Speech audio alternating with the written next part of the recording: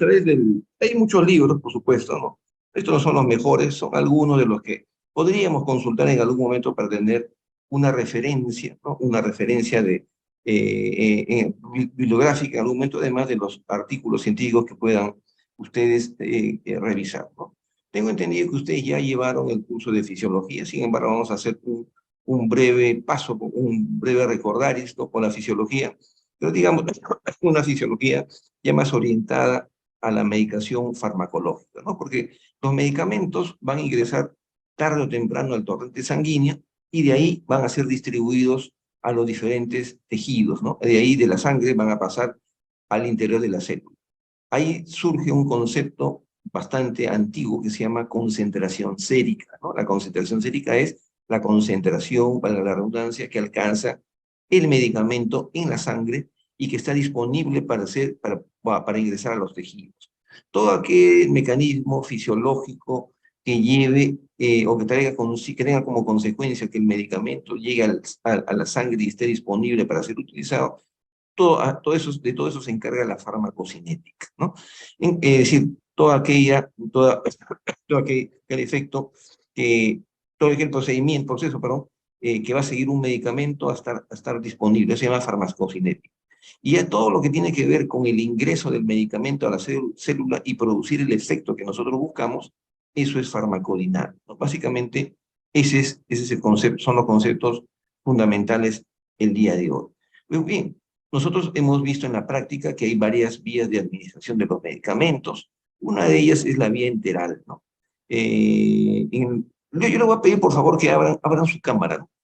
Por favor, todos los que estén presentes, abran su cámara para irnos viendo, ¿no?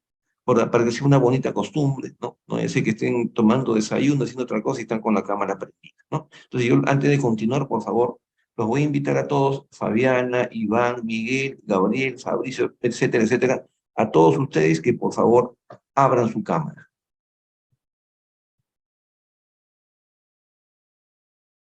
A ver, estoy esperando, abran su cámara, por favor. Iván, y abre su cámara. Los demás, por favor, abran su cámara también. Ángel, Karim, Miguel, abran su cámara. Todos, absolutamente todos los que estén presentes, abran su cámara para poder continuar con la clase. No, yo no voy a continuar con la clase si no veo las cámaras prendidas.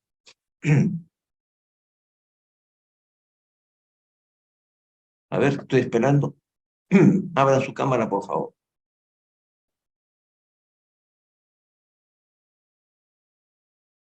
Bueno, si no abren la cámara, entonces lo que voy a tener que hacer es hacer la clase, pero no les voy a pasar la copia de la clase, porque no va a tener ningún sentido que escuchen la clase grabada.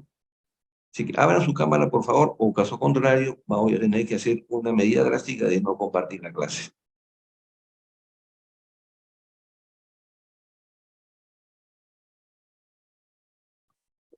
Bueno, entonces continuamos. Entonces, no están abriendo la cámara, vamos a seguir avanzando con la clase, ¿no? Entonces decía hace un rato que el tracto gastrointestinal es una de las vías de administración más conocidas de los medicamentos, ¿no? El medicamento tiene que atravesar todo el tracto digestivo hasta llegar al intestino delgado y a través de las vellosidades intestinales del intestino delgado son absorbidas para pasar al otro lado, es decir, para pasar al torrente sanguíneo a través de un mecanismo llamado el transporte activo, ¿no? Y una vez que el medicamento está dentro de la sangre, va circulando, y en algún momento va a tener que pasar por el hígado, que es el laboratorio, pues el laboratorio del cuerpo humano, en donde el medicamento va a sufrir de todas maneras una transformación, un cambio, lo que se llama un metabolismo. Y ese metabolismo que se produce en el hígado puede ser distinto dependiendo del tipo de medicamento que nosotros estamos, que el paciente está ingiriendo, ¿no? O se le está aplicando. De tal manera que ese hígado va a producir un metabolismo que vamos a ver en la siguiente clase, que puede ser de oxidación, puede ser de conjugación, de sulfonación, de glucuronización, diferentes tipos de metabolismo, como repito, que depende más de la composición química del medicamento que de otra cosa, ¿no? Y por eso es, y por eso es que es tan importante conocer qué tipo de medicamento es el que estamos administrando, porque, por ejemplo, se me ocurre, al paciente le indicamos un macrólido, ¿no? Estoy hablando, por ejemplo, de la acitromicina, que es muy conocida a raíz del COVID, ¿no? O el hermano más antiguo de la acitromicina, que es la eritromicina. Son medicamentos que requieren un gasto hepático tremendo porque se metabolizan por conjugación. Entonces, a un paciente que de por sí ya tiene debilitada la función hepática, tiene algún grado de insuficiencia, no se nos ocurriría darle a un paciente algún macrólido, ¿no? Por ejemplo, como repito, acitromicina o eritromicina. Peor aún, darle una sulfa, porque la sulfonación demanda mayor gasto hepático.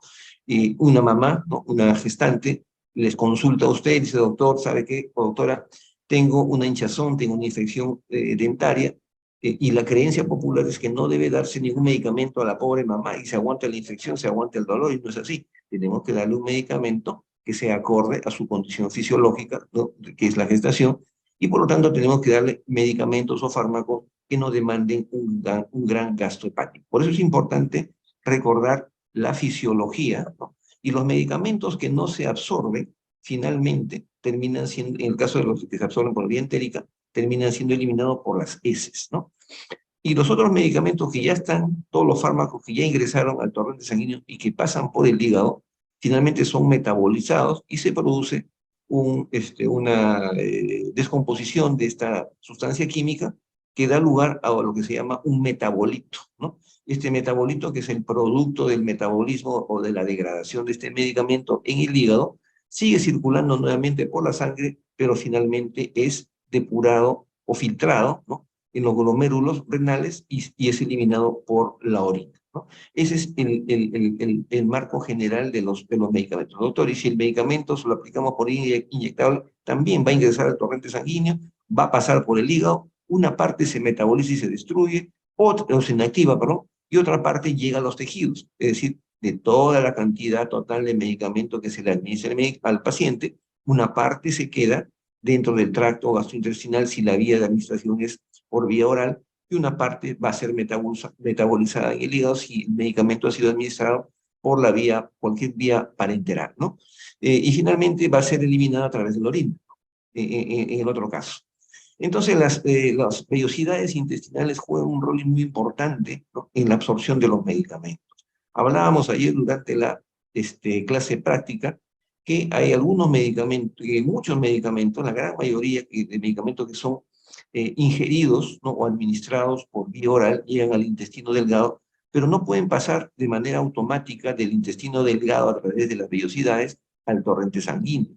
Es necesario, ¿no? Es necesario, es imprescindible la existencia o la presencia de unas proteínas de bajo peso molecular que se llaman binding proteins, ¿no? O proteínas de ligazón, que son las que se unen, ¿no? Se unen temporalmente a la molécula activa del fármaco que ustedes han indicado y que le ayuda a pasar a través de las cilias al torrente sanguíneo, ¿no? Por un mecanismo llamado transporte activo, o sea, en contra del gradiente de concentración o haciendo un gasto de energía porque por sí solo el medicamento no va a pasar al otro lado, ¿no?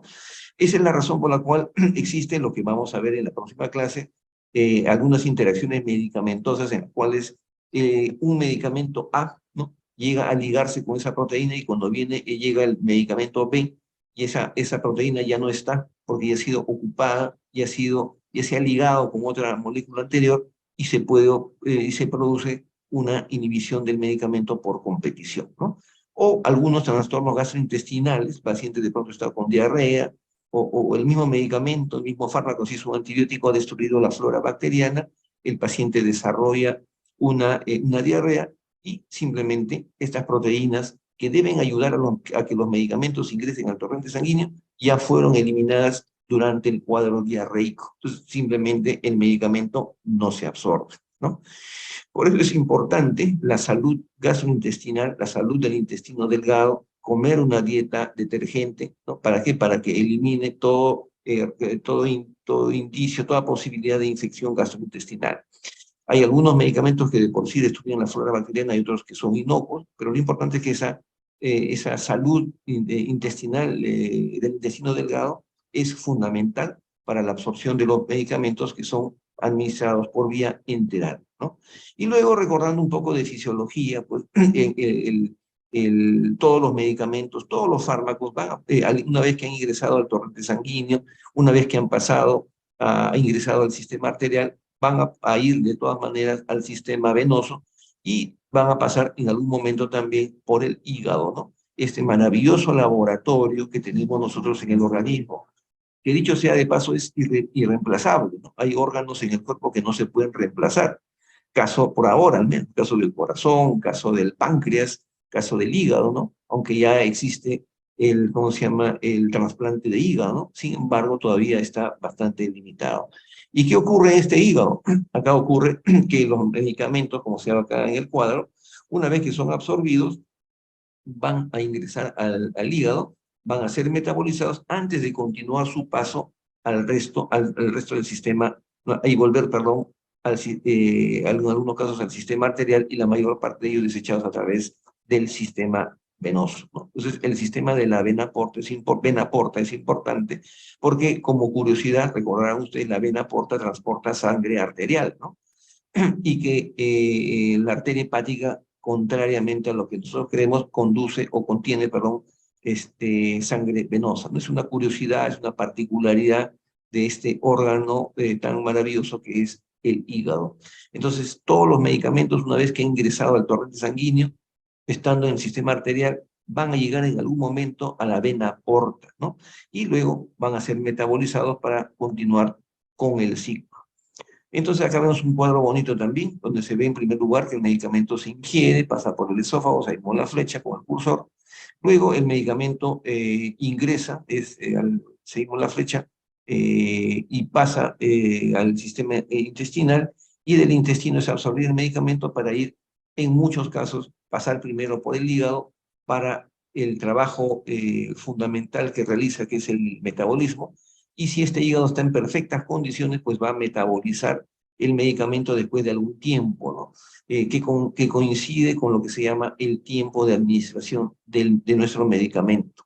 Es decir, nuestro medicamento también tiene primero un tiempo de absorción, un tiempo en el cual va a transcurrir desde que el medicamento se ingiere hasta que comience el efecto, eso se llama tiempo de latencia, pero también va a tener un tiempo de vigencia o de efecto clínico el medicamento, que es el que nosotros utilizamos clínicamente para indicar un medicamento cada 8 horas, cada 12 horas, etcétera, ¿no?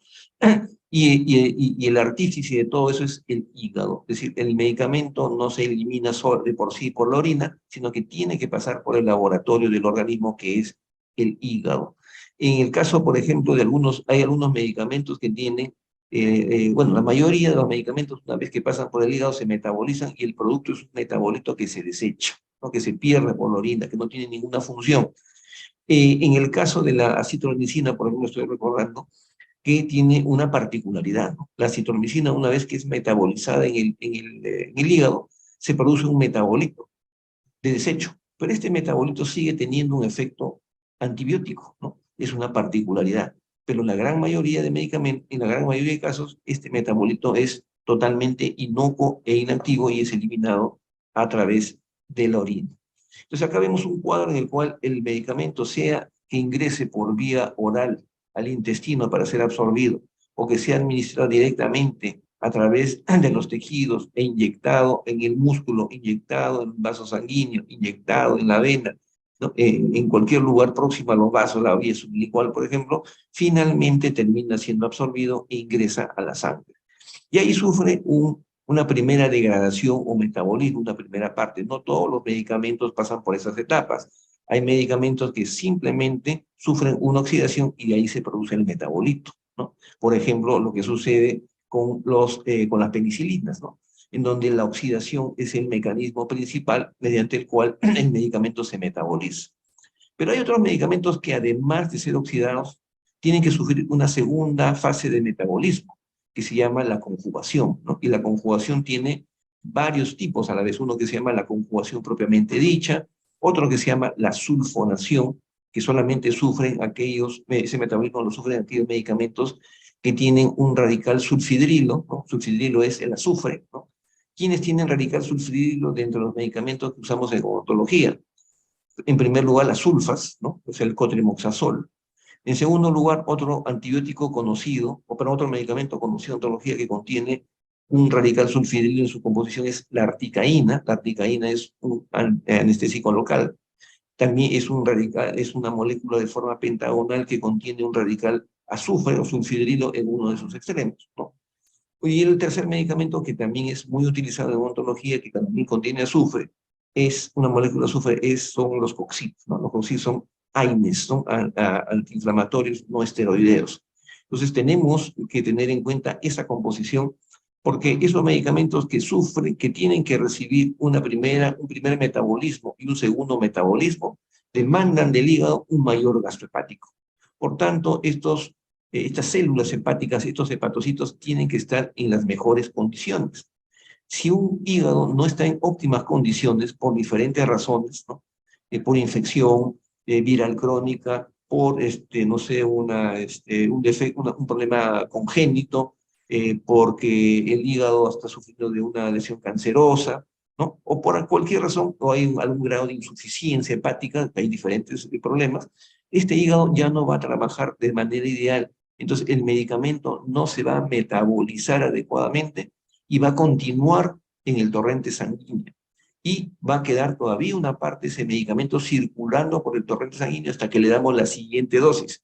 Cuando le administramos la siguiente dosis del medicamento, todavía hay rastros del mismo medicamento administrado antes. Por lo tanto, se produce una acumulación excesiva del medicamento que puede llevar a una dosis tóxica, se puede producir toxicidad, ¿no? Entonces la toxicidad se puede producir por un daño directo del medicamento a los tejidos, es el concepto que muchos manejan, pero también se produce toxicidad cuando nosotros administramos medicamentos que sobrepasan la función, la capacidad que tiene el hígado para poder trabajar, ¿no? Para poder metabolizar los medicamentos. Es ahí cuando se producen efectos secundarios, tanto en el hígado como en otros órganos, porque el medicamento que debió ser metabolizado en su momento, en su oportunidad, no fue metabolizado correctamente. Y como repito, se produce una acumulación del medicamento que no ha sido bien metabolizado o que no ha sido metabolizado con la siguiente dosis del mismo medicamento. Por eso es que en algunos casos, en pacientes que sufren de insuficiencia hepática, un medicamento que normalmente se administra, por ejemplo, cada 8 horas, lo debemos de administrar cada 12 horas. O un medicamento que normalmente se administra cada 6 horas, caso de la ampicilina, la tenemos que administrar cada 8 horas, alargarle el tiempo de administración, ¿no? El tiempo de administración es cada cuántas horas tiene el paciente que tomar el medicamento, ¿no? Para que no se confunda, tiempo de latencia, vuelvo a repetir, es el tiempo que transcurre desde que el paciente ingiere el medicamento hasta que se comienzan a producir los primeros efectos clínicos. Eso es tiempo de latencia, ¿no? El tiempo de administración es otra cosa, es lo que el rango, el intervalo de dosis, ¿no? Es decir, cada cuántas horas debemos de administrar este medicamento. Y eso hay que conocerlo ya en la práctica, eso lo vamos a conocer poco a poco porque es un conocimiento ya teórico, de memoria en realidad, que tenemos que tenerlo nosotros en nuestra cabeza al momento que indicamos cualquier tipo de fármaco, ¿no? Y también existe un metabolismo por glucuronización, ¿no? Es decir, hay medicamentos que contienen que es una cuarta fase, una tercera fase, ¿no? Es decir, después de la oxidación, la conjugación, y después viene la glucuronización, porque hay medicamentos, metabolitos cuyo desecho contienen ácido glucurónico, entonces se tiene que terminar de metabolizar por completo el medicamento para que pueda ser filtrado y eliminado a través de la orina, ¿no? La orina finalmente termina siendo, pues, una de las principales formas de eliminación de los metabolitos del medicamento, ¿no? Solo por cultura general, esto tienen que aprenderlo de memoria, ¿no? Por cultura general, he buscado, ¿no? He elegido dos medicamentos muy utilizados en odontología, ¿no? Uno es el paracetamol, el de abajo, y el de arriba es el ácido salicílico. Es en realidad acetilsalicílico, ¿no? La aspirina es un medicamento antitrombótico utilizado por pacientes que generalmente han sufrido de trastornos tromboembólicos, ¿no? Que han sufrido de infarto agudo de miocardio, que han sufrido de accidente cerebrovascular, o sea, derrame cerebral, o pacientes que han tenido algún tipo de intervención quirúrgica a pecho abierto, ¿no? Y que usan marcapasos, han sufrido de cirugía de válvulas cardíacas, etcétera, y que no pueden, y que corren el riesgo de que cualquier trombo, ¿no? Es decir, la suma, la adherencia o la suma de plaquetas, cualquier trombo puede obstruir algún vaso sanguíneo y producir, por ejemplo, la obstrucción de un vaso coronario y producir la muerte del paciente. Esos pacientes ingieren regularmente ácido acetilsalicílico, ¿no? Que en realidad es un antitrombótico, altera la coagulación mediante la interferencia con la adhesión plaquetaria, ¿no? Y el paracetamol que se usa por dos razones, ¿no? El paracetamol se usa como analgésico, ¿no? No como antiinflamatorio, sino como analgésico, y también se utiliza como antipirético, ¿no? Ya después vamos a ver en la siguiente clase cuando hablemos o conversemos sobre los AINES. Las funciones generales de los AINES son analgésicos, antiinflamatorios, antipiréticos, ¿no? Pero hay AINES que son más antipiréticos, hay AINES que son más analgésicos, otros que son mejores antiinflamatorios. No hay ninguno que sea los tres por completo, ¿no? Eso como con conocimiento general. Entonces, nosotros vemos que el paracetamol no es tan inocuo porque requiere de un metabolismo de glucuronización, ¿no? Por lo tanto, es un medicamento que tenemos que tener mucho cuidado en aquellas personas que tienen ya una deficiencia en el funcionamiento hepático, ¿no? En el caso, por ejemplo, del ácido acetilsalicílico, ¿no? Lo pongo como ejemplo, no es que todos van a ser así, sufre un proceso largo de dos etapas, ¿no? Que pasa por muchos tipos de metabolismo, ¿no? Y que tampoco puede ser metabolizado fácilmente. Por eso que es un medicamento que se administra pues cada 12 horas o uno diario, ¿no? Para evitar una dosis acumulativa. Entonces estamos viendo o reforzando el concepto que el tipo de metabolismo que tiene cada medicamento es diferente y tenemos que conocer cuál es el tipo de metabolismo que sufre este fármaco para que cuando el paciente venga con la complicación, ¿no? Nosotros sepamos cómo solucionar o evitar ese problema, ¿no? Por ejemplo, tenemos que un paciente dice, doctor, he tomado el medicamento que usted me ha indicado y resulta que estoy con náuseas. Doctor, no, doctor, siento, no sé, un malestar, siento que ¿cómo se llama? Siento una acidez, ¿no? Siento una acidez. Y eso es producto, en realidad, o consecuencia de que el medicamento de pronto no está siendo metabolizado adecuadamente, ¿no? Entonces son algunas sugerencias, recomendaciones para que nosotros lo tengamos en cuenta. Miren, estamos hablando de fisiología, ¿no? No estamos hablando todavía de farmacología en sí, ¿no? En cuanto a la excreción urinaria, ¿no? Los medicamentos van a pasar tarde o temprano al sistema venoso, y del sistema venoso van a ser filtrados, hablo de los metabolitos. Ya no, yo no hablo nunca no se habla del que el medicamento es filtrado, ojo, el medicamento es filtrado en el riñón. Lo que es filtrado en el riñón es el metabolito, ¿no? O sea, es decir, el producto, la sustancia química que es producto del metabolismo de ese medicamento en el hígado, ¿no? Las moléculas de los medicamentos son muy grandes en tamaño, ¿no? Si hablamos de peso de tamaño molecular, son muy grandes como para poder ser filtradas directamente en el glomérulo. Necesita disminuirse también el tamaño de la molécula, además de otras características químicas, para que pueda ser filtrado a través del glomérulo. Entonces, va pasando por las diferentes partes del riñón y finalmente es eliminado, ¿no? A través de la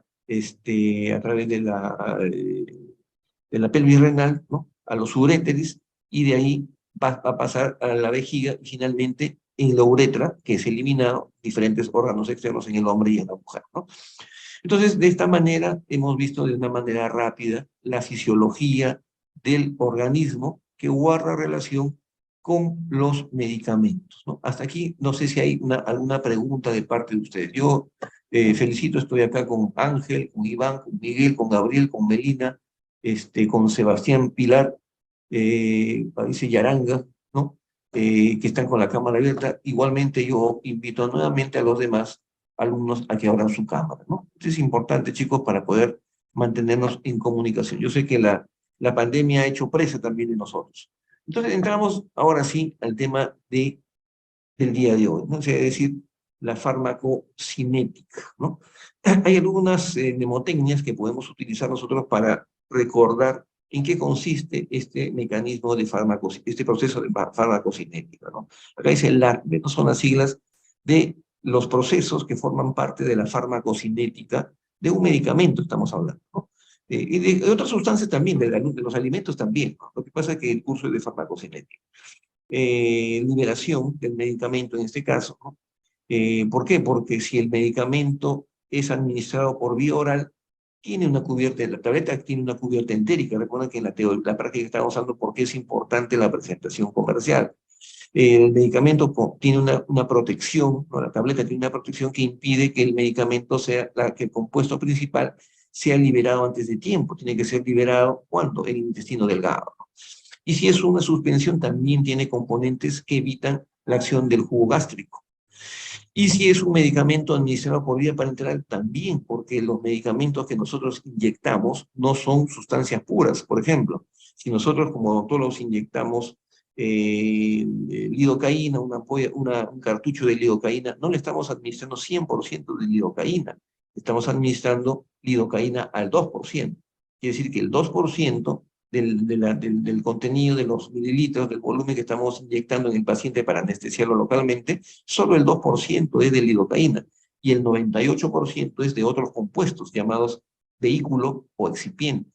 Lo mismo sucede con otros medicamentos en diferente proporción, lógicamente, pero que acompañan al medicamento para que éste pueda atravesar los tejidos y llegar al vaso sanguíneo, y una vez que esté en el vaso sanguíneo, se separa y la molécula activa queda libre. Es así el proceso, ¿no? No es que nosotros inyectamos directamente la ampicilina pura. Doctor, yo estoy inyectando, le acabo de indicar a mi paciente 500 miligramos de ampicilina. Le acaban de poner a la vena. Sí, pero no le han puesto 500 miligramos solo, le han puesto 500 miligramos contenidos en un vehículo, ¿no? Que puede ser, que es líquido en ese caso, ¿no? Por eso es que el medicamento, la parte activa, el componente principal, la molécula activa, que se llama la molécula activa del medicamento, tiene que separarse de su vehículo. A eso se llama liberación, ¿no? Luego el medicamento, si es administrado por cualquier vía, menos la endovenosa, ¿no? Menos la intracardíaca, menos la intraarterial, ¿no? Tiene que absorberse, ¿no? Tiene que ser absorbido por los tejidos y pasar al torrente sanguíneo, ¿no? Ese es el segundo paso. Una vez que se absorbe, a través del torrente sanguíneo, a través del sistema arterial, el medicamento, el fármaco, se distribuye en todo el cuerpo. Pero doctor, yo le estoy dando un antibiótico para que haga efecto en la mandíbula. Sí, pues, pero el medicamento está circulando por todo el organismo. No se concentra, es un medicamento tópico. Solo los medicamentos tópicos, los que se administran localmente, producen un efecto local. Todos los demás medicamentos, sea cual fuese la vía de administración, todos ingresan por la vía sistémica. Puede ser la vía sistémica oral, puede ser, no sé, vaginal, nasal, conjuntival, ¿no? Endovenosa, pero finalmente termina ingresando al organismo, ¿no? Eso es importante. Luego el metabolismo. ¿Dónde se produce el metabolismo? En el hígado, ¿no? En el hígado y también en la célula blanco, donde el medicamento hace efecto. El medicamento hace efecto y luego se liberan sustancias de desecho que pasan al torrente, a la vía venosa, ¿no? Al sistema venoso, perdón, y luego el ciclo que ustedes han visto, es decir, eliminado a través de la orina, ¿no? Entonces la excreción puede ser a través de la orina, la excreción puede ser a través de las heces, pero también hay fármacos sustancias de fármacos, ¿no? Que se excretan a través de la piel o se excretan a través de los pulmones, ¿no? Ustedes han escuchado decir que aunque no es un medicamento, cuando alguien come cebolla, su transpiración, su sudor huele diferente, ¿no? Eso es real. ¿Por qué? Porque algunos de los componentes de la cebolla, de los ajos, se liberan principalmente a través de la piel o a través de los pulmones. Por eso es que son tan efectivos, ¿no? Para producir efectos, por ejemplo, broncodilatadores, ¿no? El caso de la cebolla, el caso del ajo, el caso del kion, ¿no? Si hablamos de sustancias alimenticias, que también tienen efectos farmacológicos, ¿no? Es decir, no todos los medicamentos se van a eliminar por la orina o se van a eliminar por las heces. También se van a eliminar a través de las diferentes mucosidades, a través de la mucosidad, por ejemplo, a través del moco de la nariz, cuando estamos resfriados, por ejemplo, ¿Qué sucede? Aumenta la mucosidad, y a través de la mucosidad estamos eliminando los virus o estamos eliminando las células muertas, ¿no? Cuando se produce una infección y hay mucosidad, a través de la mucosidad estamos eliminando las bacterias, y por eso es que nosotros tenemos diferentes vías de excreción de los medicamentos, ¿eh? Ahora, en el caso de los fármacos que son ingeridos por vía enteral, ¿no? Enteral, cuando se dice enteral, nos estamos refiriendo al tracto gastrointestinal, a la vía gastrointestinal. En esta vía gastrointestinal, el medicamento, a lo largo de este tracto gastrointestinal, el medicamento se tiene que desintegrar primero, ¿no? Decimos, la cubierta entérica, en la teoría, ¿no? En la práctica, es fundamental. La cubierta entérica, o sea, la película que recubre a la tableta, a la grajea, a la pastilla, a la píldora, tiene que permitirle que el componente activo esté disponible, ¿no?, en el intestino delgado a un pH que no es neutro, pero que se acerca a la neutralidad, ¿no? Y cuando nosotros ingerimos el medicamento o el paciente ingiere el medicamento con alguna sustancia diferente del agua, por ejemplo, lácteos, ¿no?, con la leche, el pH va a aumentar y la pastilla se puede desintegrar antes de tiempo. O puede suceder, como pusimos el ejemplo en la práctica, que lo tomen con el yogur, que es ácido, y también se desintegra antes de tiempo. Cuando tomamos con sustancias carbonatadas, es decir, todas aquellas bebidas que tienen, que son gaseosas, que liberan gas, todos ellos producen alteración del pH y hacen de que la tableta o el producto que está tomando el paciente se desintegre antes de tiempo. Una vez que se desintegra el fármaco dentro del ya con todas las sustancias mucosidad y sustancias que se liberan a lo largo del tracto gastrointestinal, la tableta, el componente principal, se disgrega, ¿no? Se diluye a la vez, ¿no? No es un proceso independiente, es un proceso continuo, para estar disponible finalmente como componente principal, como repito, en el intestino delgado, ligarse a las proteínas de unión, a las proteínas de ligazón, las binding protein, y luego pasar al otro lado, al torrente sanguíneo a través de las vellosidades, ¿no? Eso vamos a insistir varias veces, ¿no? Lo mismo sucede, por ejemplo, en los axones, ¿no? Cuando nosotros inyectamos una anestesia local, ¿no? O eso lo vamos a ver con más detalle en la clase de anestésicos locales. El medicamento tiene que separarse de su vehículo para poder ingresar también por transporte activo dentro de la célula, ¿no?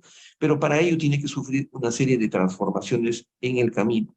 Este es un gráfico que muestra lo que sucede a nivel de las velocidades, ¿no?, en donde el transporte activo es el que permite que los componentes de esta sustancia pasen de un lado a otro. No es un puente, claro, en realidad son microporos que existen en medio de las microvellosidades, ¿no?, que le permiten pasar al otro lado.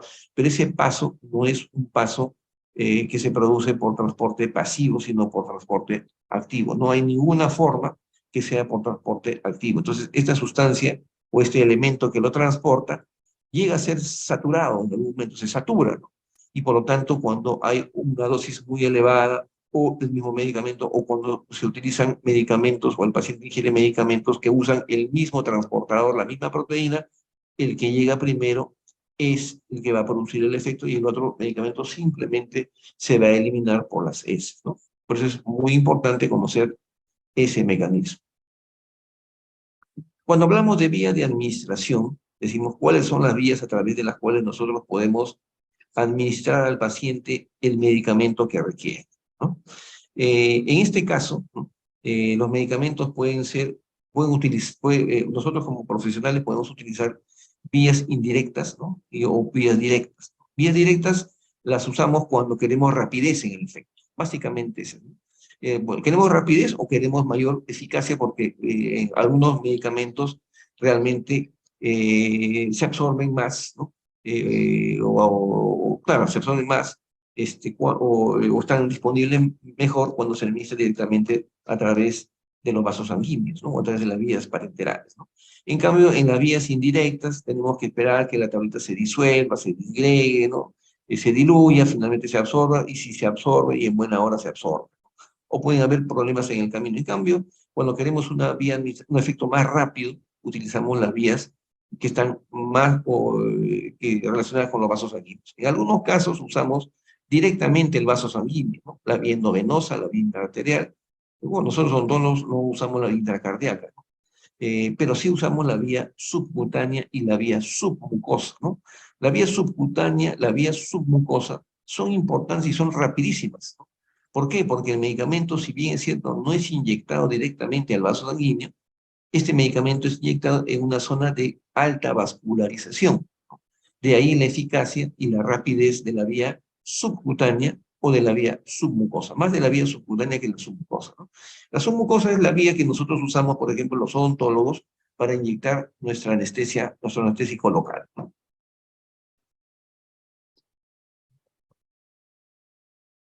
Los medicamentos, cuando son administrados, falta una palabra ahí, velocidad de absorción de los fármacos por vía enteral, por vía enteral, se absorbe más rápido y mejor cuando se administra en la forma líquida que cuando se administra en forma sólida, ¿no? El comprimido, sea un comprimido cápsula, pero un comprimido grajea, tableta, pastilla, píldora, ¿no? Tiene una absorción más lenta, ¿no? Tiene un tiempo de latencia más lento porque va a demorar, le va a tomar más tiempo disolverse hasta que ingrese al torrente sanguíneo y se produzca el efecto terapéutico, ¿no? En cambio, las formas líquidas ya están diluidas y por lo tanto su absorción es más rápida, ¿no? Yo trabajaba en el hospital de policía hace muchísimos años, desde 25 años, y me acuerdo en el año 87 o 88 llegó un paciente con una infección, ¿no? Le habían hecho la extracción de una tercera molar y no podía abrir la boca. Entonces, siendo adulto el paciente, yo le prescribí, ¿no? Un antibiótico, pero en suspensión, ¿no? En suspensión. Y cuando mi jefe se enteró, me dijo, oye, me dice, ¿cómo haces esa barbaridad si la suspensión y los jarabes solamente es para niños? Yo me sentí un poco avergonzado, preocupado. Fui a revisar la literatura y resulta que no era cierto. No existen medicamentos para niños o para adultos, chicos, ¿no? Lo que puede variar es la concentración del medicamento, porque los medicamentos se administran de acuerdo al peso del paciente. El paciente pesa menos, menos concentración de medicamento. El paciente pesa más, es un adulto, se le da mayor cantidad de medicamento, pero se le da mayor o menor en proporción a su peso, ¿ya? Eso lo vamos a ver más adelante. Entonces, no es cierto que existan medicamentos para niños o adultos, salvo que el producto en sí tenga una presentación comercial de un tamaño más pequeño, salvo eso. Pero en general, los medicamentos para niños tienen menor concentración, ¿no? Cuando hay medicamentos pediátricos, son raros, pero es porque ya la concentración ha sido adecuada al peso bajo que tiene el paciente. Usualmente usamos la medicación o la dosis según el peso del paciente. ¿Qué factores aumentan la velocidad de absorción? En primer lugar, una vía de administración enteral demora más, una vía parenteral es más rápida. Otro, las formas farmacéuticas, que bueno, vendría a ser en la presentación comercial, ¿no? Es decir, una tableta, ¿no? Hay tabletas que se disuelven más rápido que otras, que son más blandas. Ahora existen tabletas con consistencia de gel, ¿no? Hay tabletas masticables, ¿no? Ojo, las tabletas no se pueden masticar, pero hay tabletas masticables. Hay presentaciones como, por ejemplo, de las vitaminas, la vitamina C, por ejemplo, si ustedes están tomando Redoxon o cualquier vitamina C, hay una presentación comercial en forma de tableta efervescente, lo sueltan en el agua y comienzan a salir burbujas, ¿no? Esa es una forma de absorción mucho más rápida y mucho más efectiva. El tipo de transporte se refiere a que hay medicamentos, la mayoría, ¿no? Atraviesan pues las barreras por transporte activo, pero, ojo, también acá hay una diferencia, ¿no? Si hablamos, por ejemplo, de la barrera hematoencefálica, ¿no? Es el límite, los linderos entre lo que es el torrente sanguíneo y ¿cómo se llama? Y el sistema nervioso central, ¿no? Ahí hay una situación particular, ¿no? Hay medicamentos que se absorben mucho más rápido a través de la barrera hematoencefálica. Hay medicamentos como, por ejemplo, la meticilina, ¿no? Pero hay otros medicamentos que se demoran un poco más, ¿no? Y de ahí que ya los clínicos, los médicos, internistas en este caso, conociendo ese principio, es que prefieren algunos medicamentos a otros debido a que se absorben en mayor cantidad y más rápidamente por determinadas vías, ¿no? Las propiedades físico-químicas del fármaco, cada medicamento es diferente. Hay medicamentos que tienen una alcanzan mayor concentración en algunos tejidos, ¿no? Por ejemplo, en el hueso la tetraciclina, en el hueso la penicilina G, en el hueso la penicilina B, o sea, la fenoximetilpenicilina, en la piel, en los tejidos blandos, las cefalosporinas, los macrólidos, ¿no? Entonces, hay medicamentos, en el caso de las sulfas, ¿no? Tienen mucha concentración en el aparato urinario, ¿no? Y también en el oído. Por eso es que hay medicamentos como las sulfas que no pueden ser administradas en niños menores de 2 años.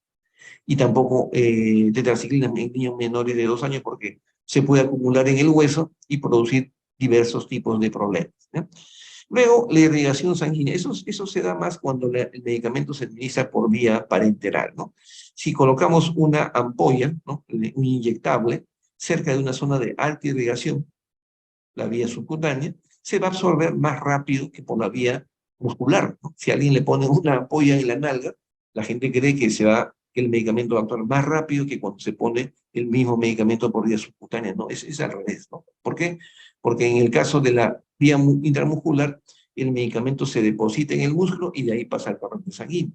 En cambio, en el caso de la vía subcutánea, el medicamento literalmente es inyectado, no en el vaso, pero en una zona de una gran irrigación, ¿no? Y también, finalmente, la concentración del fármaco. A mayor concentración del fármaco, mayores posibilidades que éste se absorba y alcance mejores concentraciones en el torrente sanguíneo, así como también en los tejidos, ¿no? En el caso del tracto gastrointestinal existen otras consideraciones adicionales a lo que yo les he dicho. No es lo mismo tomar un medicamento con un vaso de agua, ¿no? En donde el agua tarda pues 10 a 20, 10 a 15, 10 a 20 minutos en atravesar prácticamente todo el tracto gastrointestinal y llegar ¿cómo se llama? Y llegar al intestino, que tomar el medicamento con alimentos, ¿no? Donde los alimentos su proceso de metabolismo, de absorción, va a tomar más tiempo y va a retardar más el ingreso o la llegada del medicamento al intestino delgado, ¿no? La superficie de la mucosa puede estar inflamada, el cambio de pH puede hacer de que el medicamento no se absorba, no sea absorbido en la misma proporción, ¿no? El peristaltismo intestinal se refiere a que si el paciente, por ejemplo, tiene un cuadro diarreico, ¿no? No solamente el pH está alterado, no solamente la microflora está alterada, sino que el peristaltismo, al ser más rápido, impide que el medicamento pueda ser mejor absorbido, ¿no? Debido a la velocidad en que se produce este metabolismo, ¿no? Y este cuadro ha estado circulando por internet, me pareció muy interesante, lo he corroborado con información científica. Bueno, el primero yo discrepo, no es que le toma 0 minutos porque el agua no cae libremente como en un caño, ¿no? Pero lo cierto es que hay estudios que muestran que un vaso de agua demora unos 10 minutos en promedio, en condiciones normales, en atravesar todo el tracto gastrointestinal hasta llegar al intestino delgado, ¿no? De ahí ¿cómo se llama? El intestino grueso es otro tema, ¿no? Y hay algunos alimentos que requieren un metabolismo o que toman menos tiempo, digamos, metabolizarlos y tenerlos disponibles para ser absorbidos. Y por lo tanto, pues estos alimentos tampoco van a pasar, estos elementos nutritivos tampoco van a pasar al otro lado por transporte activo, ¿no? Quizá uno de los pocos alimentos o no alimentos, sino una de las pocas sustancias que sufren en muchos casos un transporte pasivo son los carbohidratos, ¿no? Pero las proteínas, las vitaminas, ¿no? Requieren de proteínas de ligazón para pasar al otro lado, hacia el torrente sanguíneo, ¿no?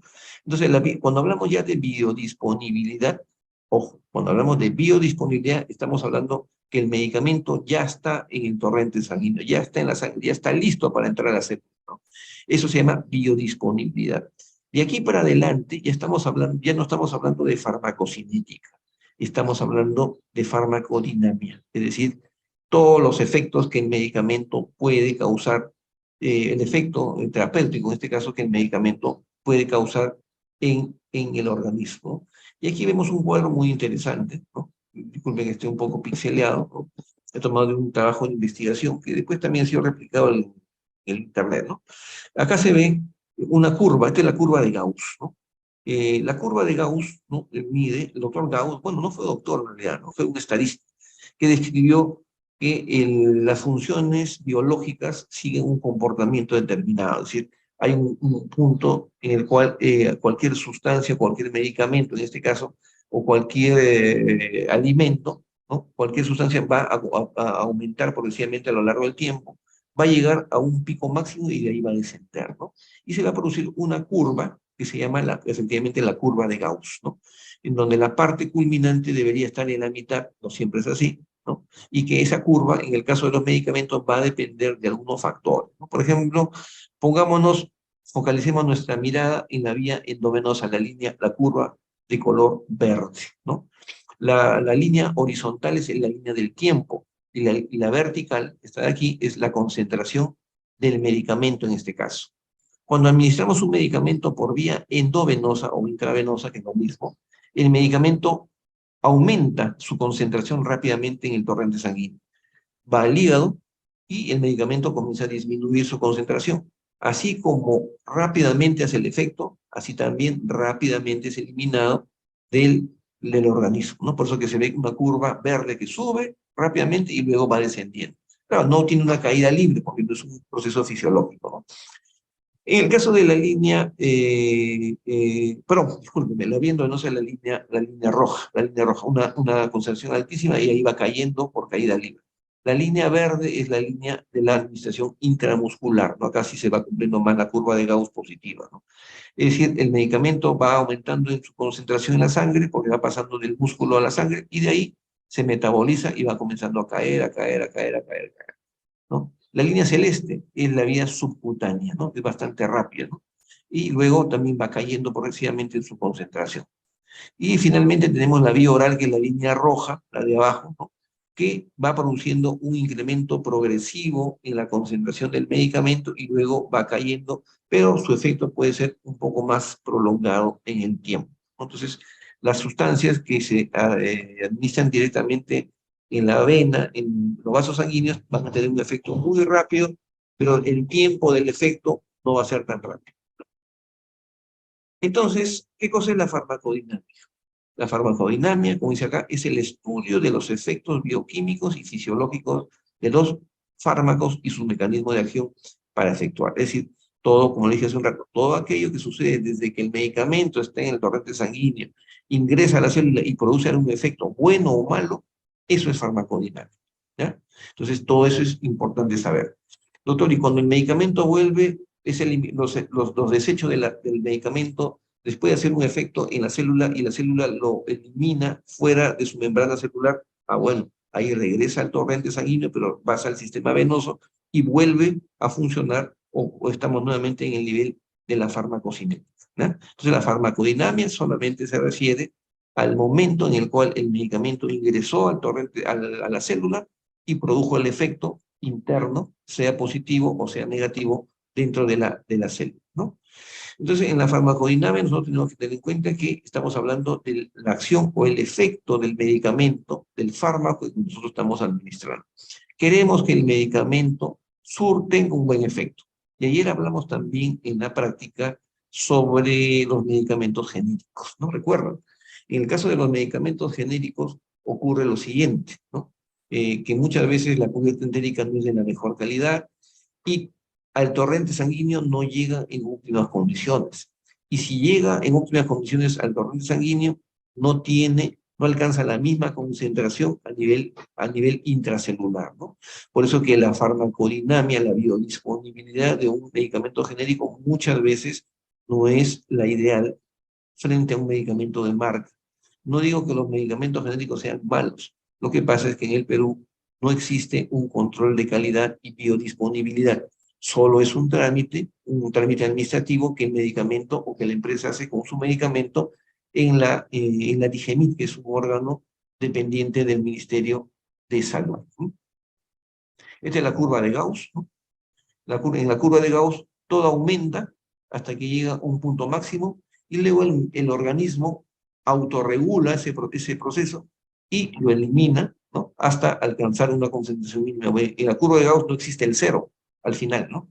Porque se entiende que todo mecanismo fisiológico nunca llega a cero, ¿no? Siempre llega a un estándar mínimo, un equilibrio que se llama la homeostasis, ¿no?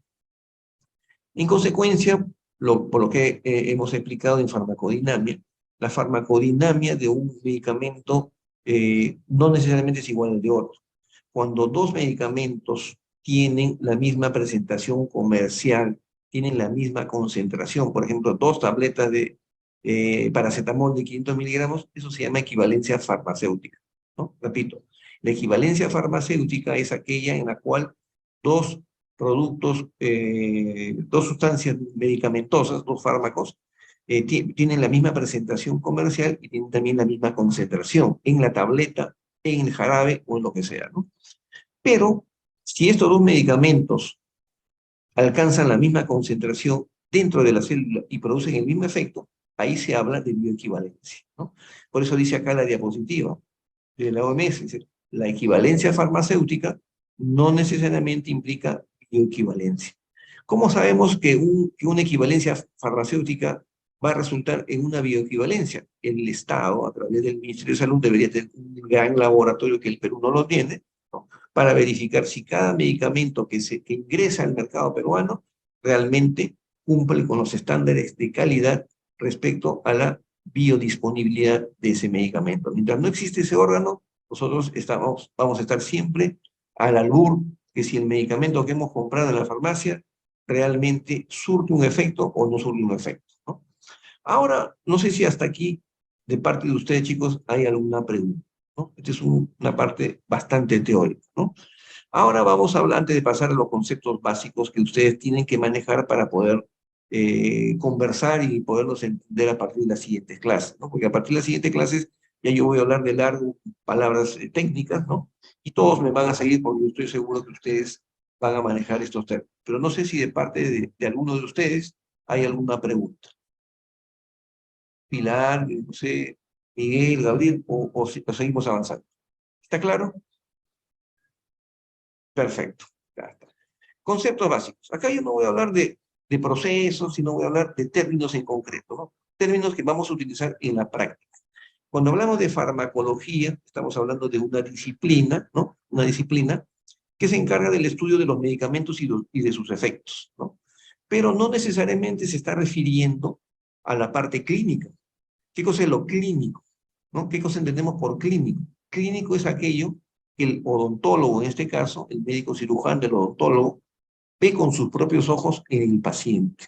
Lo que yo veo en mi paciente a través de mis ojos, lo que yo siento a través del tacto, la percusión, la palpación, lo que yo escucho a través de mi auscultación, ¿no? Cuando utilizo de pronto el estetoscopio, ¿no? O cuando le tomo la presión al paciente, estoy usando mis sentidos. Bueno, en el caso del paciente inicial hay una pus y la pus tiene un olor desagradable, estoy usando mi olfato para saber que si una infección tiene un olor demasiado penetrantes producidos principalmente por bacterias anaerobias, ¿no? Y por bacterias aerobias. Y quizá el único sentido que ya no usamos, ¿no? Desde la época hipocrática a la fecha, es el gusto, ¿no? Porque nadie prueba al paciente, nadie prueba las secreciones del paciente como sí lo hacían los antiguos médicos en la antigüedad, ¿no? Cuando hablamos de farmacoterapia, entonces, estamos hablando del efecto de los medicamentos para poder curar enfermedades, para poder tratar personas, para poder tratar pacientes, ¿no? Tiene más relación con la parte clínica, ¿no? Por eso el curso se llama farmacología y terapéutica, que es más es una herencia, ¿no? Que tiene tiene cientos de años, ¿no? En la enseñanza de la medicina y que en odontología se ha copiado, ¿no? Pero también podríamos utilizar como sinónimo de farmacología y terapéutica el término farmacoterapia, que no se usa mucho, ¿no? Y la clínica, como repito, es aquello que podemos nosotros verificar a través de nuestros sentidos, a través de los sentidos del operador, se entiende, del médico, ¿no? Algunos prefijos y sufijos, que yo no lo voy a explicar, se los voy a dejar como tarea para que ustedes lo averigüen y lo conversemos tanto en la práctica y que también, estoy seguro, van a formar parte del examen teórico, ¿no? ¿Qué significa itis, algia, oncoi, gingio, oma, ulis, chupo o dinos, ¿no? Porque son términos clínicos que nos va a servir para valorar al paciente y poderle dar el medicamento adecuado. Ojo, no se trata de que nosotros damos la fórmula mágica, ¿no? Y yo le presento, le digo, a todos estos pacientes 500 miligramos de tal medicamento, 200 miligramos de tal medicamento cada 8 horas, eso no existe, ¿verdad? Ya. Eso no existe, ¿no? Lo que existe es la administración de medicamentos a los pacientes de acuerdo a la necesidad, de acuerdo al cuadro clínico de cada uno. Y cuando yo digo de acuerdo al cuadro clínico de cada paciente, es bien ambiguo, porque para lo que para mí es mucho, para Melina es poco, para Ángel es más o menos.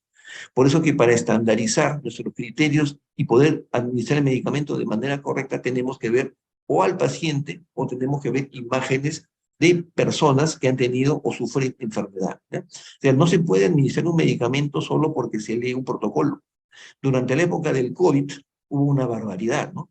Salió una resolución del Ministerio de Salud diciendo de que a partir de la fecha todos los pacientes con COVID deberían recibir este tratamiento médico. ¿Y para qué están los médicos cirujanos? No, no piensan.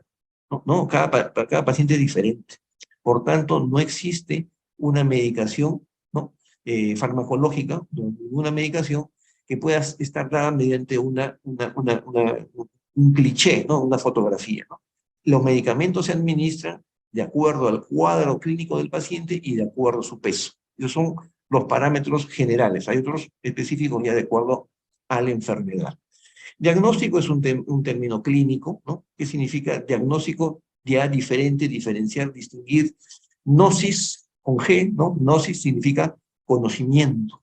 Entonces, el diagnóstico significa, en pocas palabras, contrastar, comparar los signos y síntomas de los pacientes, de las personas, y tratar de llegar a un juicio final, ¿no? A un razonamiento final. Eso se llama diagnóstico, ¿no? Y hay tres tipos de diagnóstico, eso lo aprenderán con más detalle en el curso que corresponda, pero hay un diagnóstico presuntivo cuando yo veo al paciente, hay un diagnóstico diferencial cuando yo comparo la radiografía con lo que veo clínicamente, y hay un diagnóstico definitivo que haré una vez que tenga todos los elementos del caso y en donde la decisión clínica, ojo, anoten eso bien, donde la decisión clínica va a ser finalmente la que va a establecer tanto el diagnóstico como el tratamiento que le va a dar.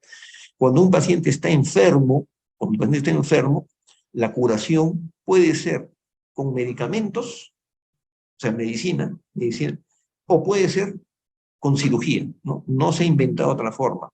Esa es la forma más sencilla de entender la terapéutica. ¿Cómo, doctor, y cómo puedo tratar? Ya tengo el diagnóstico, ¿cómo lo trato al paciente? O lo tratas con medicamentos, o lo tratas con cirugía, ¿no? Pues se llama médico cirujano, ¿no? Es el origen de esa profesión, ¿no? Y hay enfermedades que se curan con los dos. Es decir, el paciente tiene que recibir un medicamento, pero también tiene que recibir una cirugía, un tratamiento quirúrgico. Ya vamos entendiendo. Entonces, los medicamentos no son la única forma de tratar a un paciente, ¿no? Los medicamentos pueden ser el tratamiento final y definitivo, único, pero pueden ser parte de un tratamiento. ¿De qué depende? Ya depende del diagnóstico y depende también del tratamiento, ¿ya? El diagnóstico, por ejemplo, ustedes han llevado curso de semiología, bueno, no han llevado semiología, sino patología, ¿no? Eso no es lo mismo. La semiología es una disciplina que estudia los signos y los síntomas de las enfermedades. ¿Está bien? Yo me los aprendo de memoria, ¿no? Pero ¿cómo puedo llegar a un diagnóstico? Yo me acuerdo mucho, ¿no? Ya no van a conocer a la doctora Lola Pérez, porque ya está retirada. Ella ha sido profesora del curso de medicina bucal durante muchas décadas en la universidad.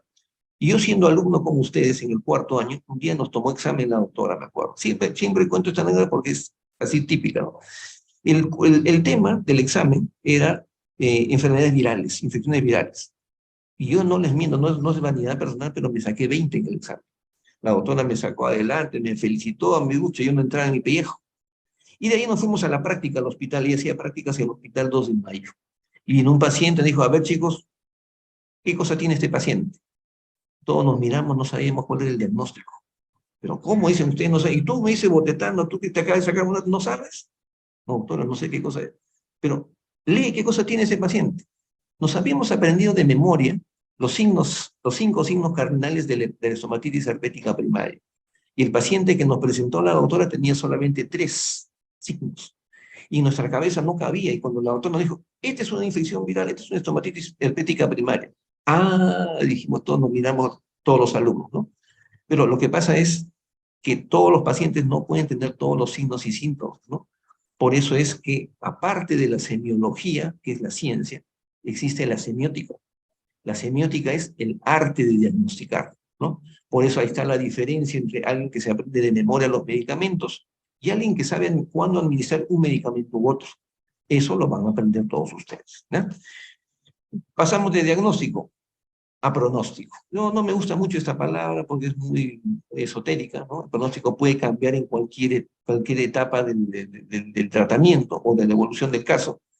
Pronóstico viene de pro antes, ¿no? Gnosis, conocimiento, no es una intuición, es un razonamiento de todas maneras, pero que tenemos del futuro, ¿no? Del futuro, de la evolución del paciente, la evolución del caso, si le damos un medicamento, si no le damos el medicamento, si le damos el medicamento y el paciente no cumple con el tratamiento, es decir, el pronóstico puede variar en cualquier momento, ¿no? Por eso que a mí no me gusta mucho ese término, utilizar el término en la vida diaria. La complicación es un término clínico, ¿no? Un término clínico. ¿Qué cosa es la complicación? ¿Qué es una complicación, Melina?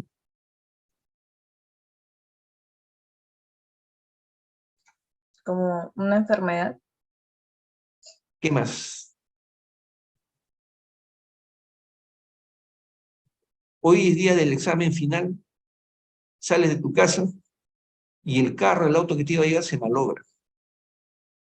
Y surge una complicación. No esperabas esa complicación, o de repente la esperabas porque el carro estaba un poco maltratado.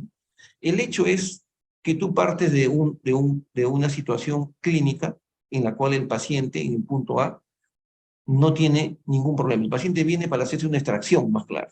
Ya está. Tú le haces la extracción y después de la extracción el paciente termina con dolor. El dolor es una complicación. Es decir, la complicación en medicina es el segundo síndrome, la segunda enfermedad, como dice Melina, que se produce después de una primera, ¿no? O como consecuencia de una primera. Esa es una complicación. Pero la complicación tiene una característica, la complicación es reversible. Si yo le doy su medicamento, un analgésico, le va a calmar el dolor, si se infectó, se va a curar, etcétera, ¿no? Porque cuando esta segunda enfermedad cuando esta enfermedad, este segundo episodio, no permite que el paciente vuelva a la normalidad, ya no se llama complicación, se llama secuela, ¿no? ¿Qué cosa es una complicación en farmacología? Por ejemplo, una toxicidad, ¿no? Por ejemplo, una alergia, ¿no? Una alergia. Le prescriben un antibiótico, un analgésico, el paciente no sabemos nosotros, el paciente es alérgico, se dermatizó, se hinchó, le dio un shock anafiláctico, ¿no? Etcétera. Esa es una complicación. Pero si el paciente se muere, ya no es una complicación, ya es una secuela. ¿Correcto? En farmacología también existen complicaciones y secuelas. Ya me adelanté con el tiempo de intervalo de dosis, ¿no? El tiempo de intervalo de dosis significa cada cuántas horas le vamos a dar el medicamento, porque el medicamento tiene un tiempo de latencia, alcanza su dosis su concentración máxima y de ahí comienza a caer, ¿no? Ese se llama, ¿y cada cuántas horas le tengo que dar?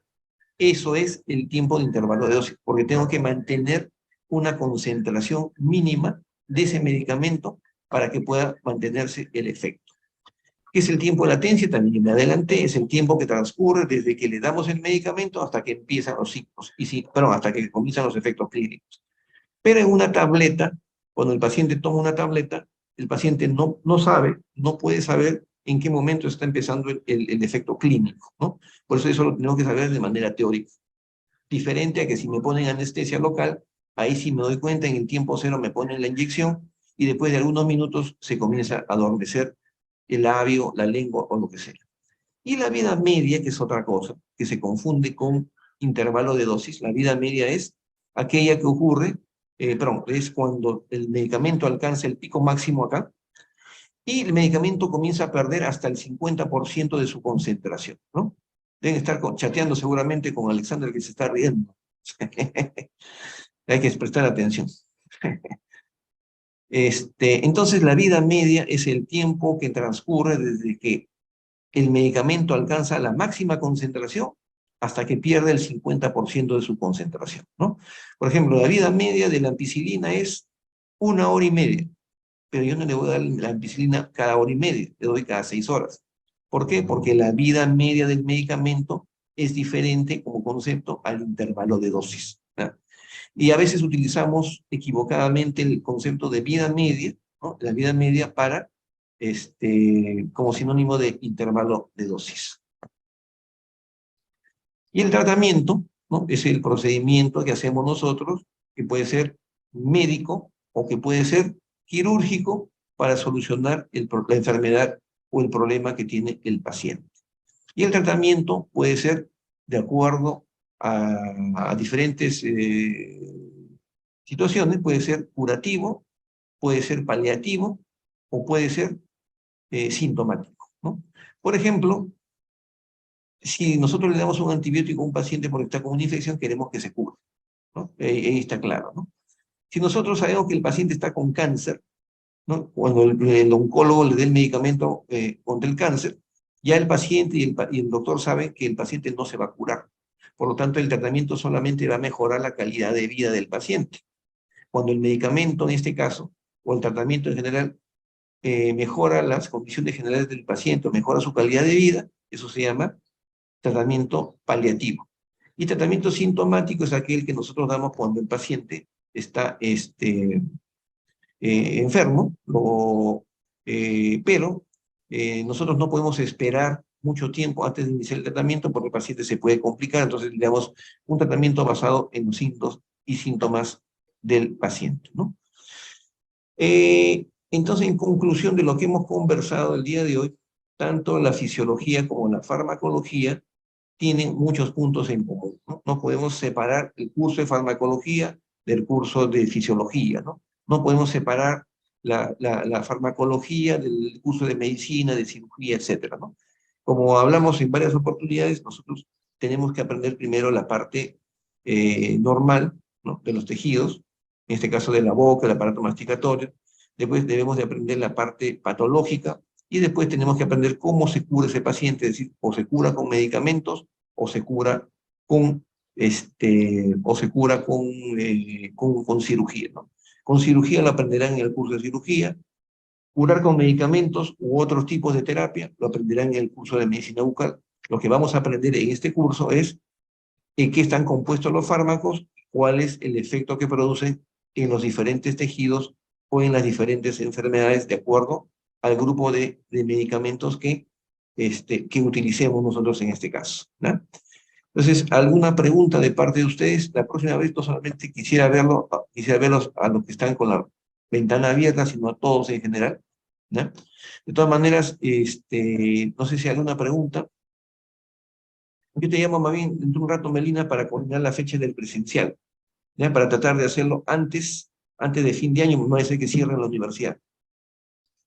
Sí, doctor, ¿Ya? está bien. Ujú.